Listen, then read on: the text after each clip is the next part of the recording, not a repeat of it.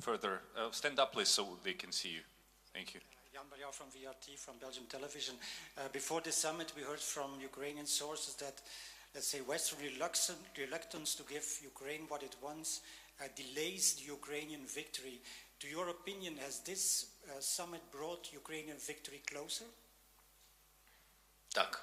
Yes, it did. Yes. How?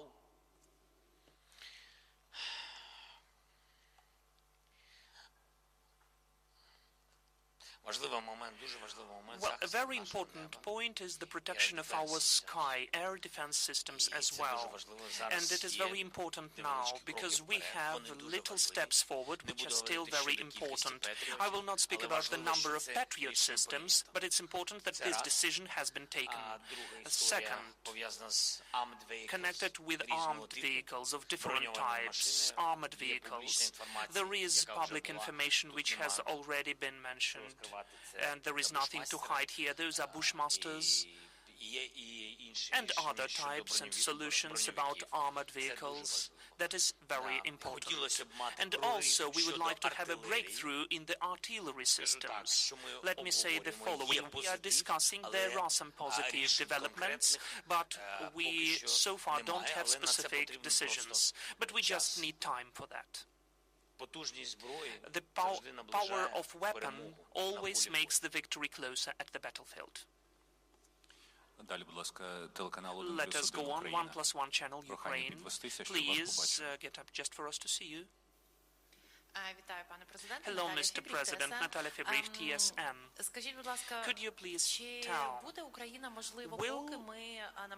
while we are trying to sign and to make deals about the security guarantees, while we are waiting for the invitation to NATO, will Ukraine search for ad hoc situational security unions with other NATO countries? How do you assess of ideas of Poland that maybe Polish soldiers could be in Ukraine after peace? And whether it is the threat for the unity of the defense alliance. Oh, you've got so many questions from different parts of the world. Look, first of all, what we signed.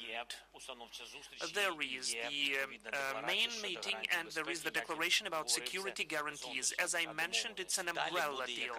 Then we will have very specific and particular signed documents at the bilateral relationships, ours and the United States, ours and Germany, ours and Japan, and with G7 and other countries which will join this declaration. And I'm sure there will be Poland and other states there.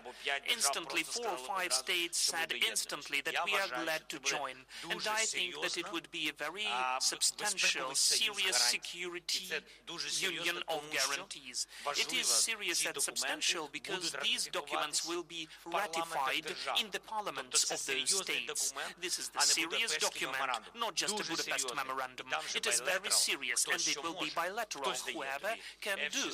Somebody gives you F-16s, somebody gives you air defense systems. Somebody doesn't have them, but they have tanks. So those are bilateral specific deals for many years, or maybe for not a long period of time, if we approach NATO quicker.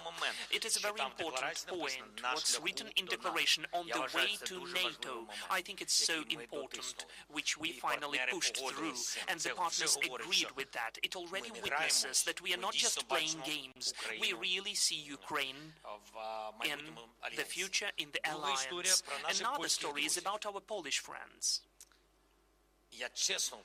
I would like to be sincere with you and honest. No one raises such issues, and we are not interested, and NATO countries are not interested, and we are not interested to have these or those armed troops on our territory while we are not in NATO. I think that our armed forces are enough, but the issue is in the innovative weapons of NATO example. But as for vice versa, if we look at the opposite situation, The partners understand that we have a powerful army, and when we are in NATO, then our military, our servicemen who have experience, who have military on-hand experience, I'm sure they can be invited within the current legislation to provide certain security on the territory of other NATO countries.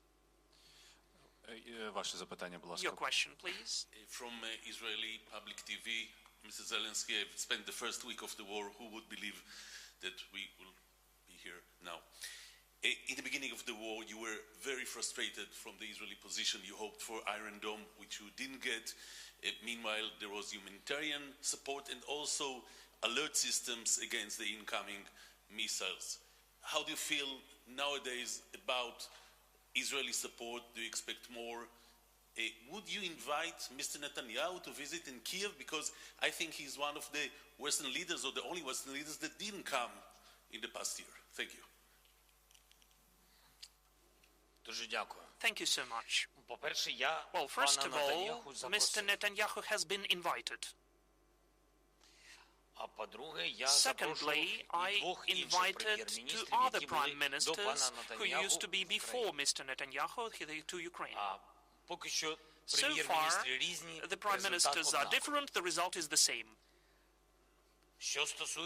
As for the Iron Dome and other, I would say, air defense systems which we wanted to get from our partners from Israel. We asked in the beginning of the war just how it used to be. The result is just the same, how it used to be with the prime ministers. The months passed, so far there is no outcome, unfortunately, because Ukraine is really interested to have really preserved important historical close connections between our states. Unfortunately, we don't have any results so far. Телеканал Freedom, будь ласка. TV channel Freedom, please.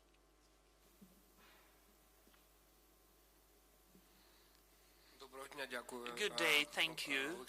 Alexei Matsukov, Freedom TV channel. Volodymyr Alexandrovich, could you please tell, how will you synchronize the today's documents with the peace formula and the sanction policy of Kyiv? Sanctions policy of Kyiv is being synchronized with sanctions imposed. The sanctions are done at the level of the EU countries and with other countries which are not included into the EU.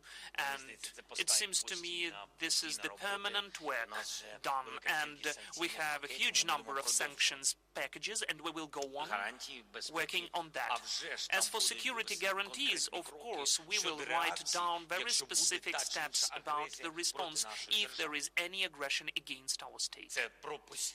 That is about the permanent support of Ukraine. That is about the aggression which would never take place again.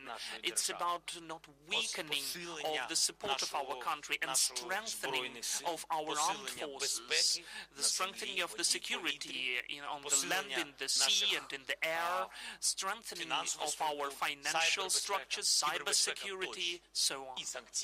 And the sanctions policy, the use of sanctions procedure. Still, all of that is interconnected because sanctions are not just imposed by someone but by certain states because of some of the aggressive steps of another state. Ваше запитання, будь Your ласка. question, please. Good evening, Dinora Pankuna from Lithuanian Delphi. Mr. President, it's an honor to have you here. Thank you very much. My question would be, in addition to ending the war, of course, what would be your main political goals and expectations before the next NATO summit in Washington? I like that you say before the summit that not only the end of the war, but what else do we plan to do till the next summit in NATO? I'm so happy because we have similar level of positive mood. It's true, we believe in victory.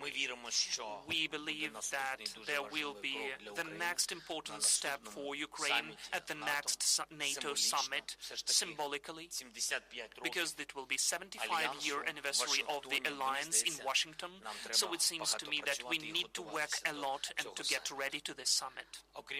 Besides that, we have one wish: victory. We don't have any other wishes, honestly speaking. Any ambitions. I don't have any other ambitions left.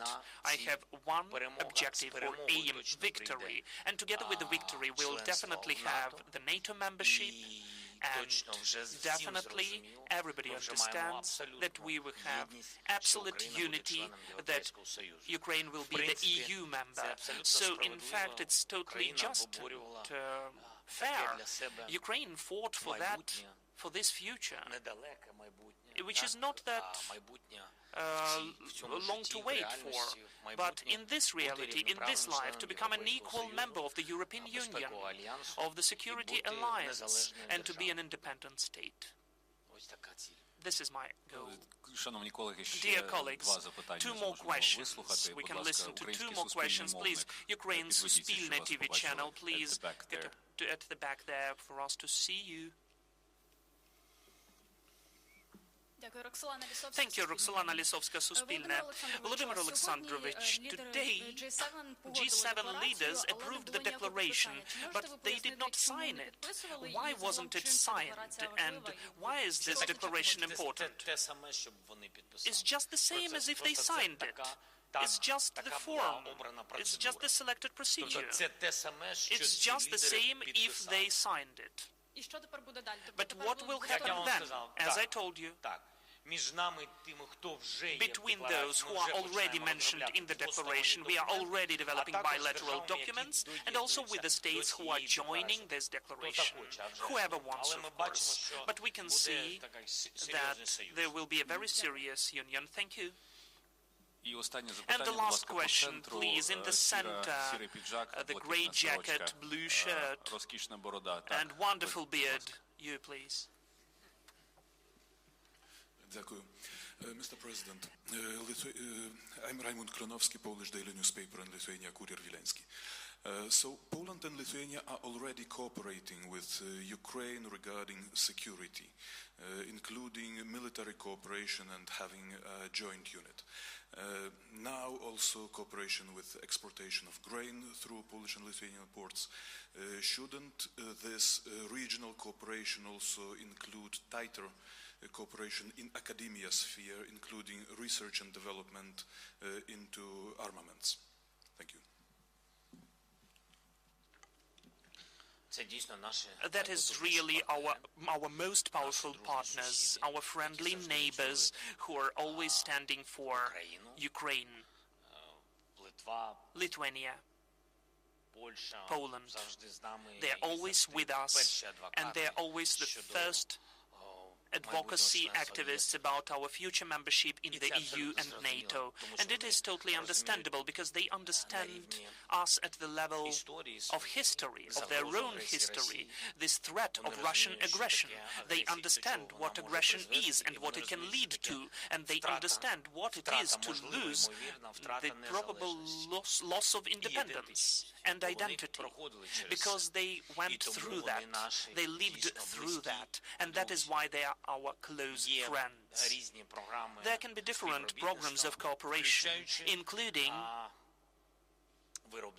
the production, the manufacturing of certain defense systems, and of course we are working on cyberspace and security. We are exchanging experts and apps, and also we are working a lot on digitalization, which has a great impact as well. I will not tell you how, but still, since the beginning of the war, it really helped us a lot. We preserved and saved the data of our state, different data from banking to any other type of data, because we have powerful digitalization in the state. Our DIA app and other developments which we are sharing with our partners. Dear colleagues, we can see that there are many questions left, but we are so grateful for this interest, but unfortunately we need to finalize. Thank you so much. Goodbye. And we thank Lithuania for such reception, for you as a hosting country, and for such great support. We are so grateful. Goodbye.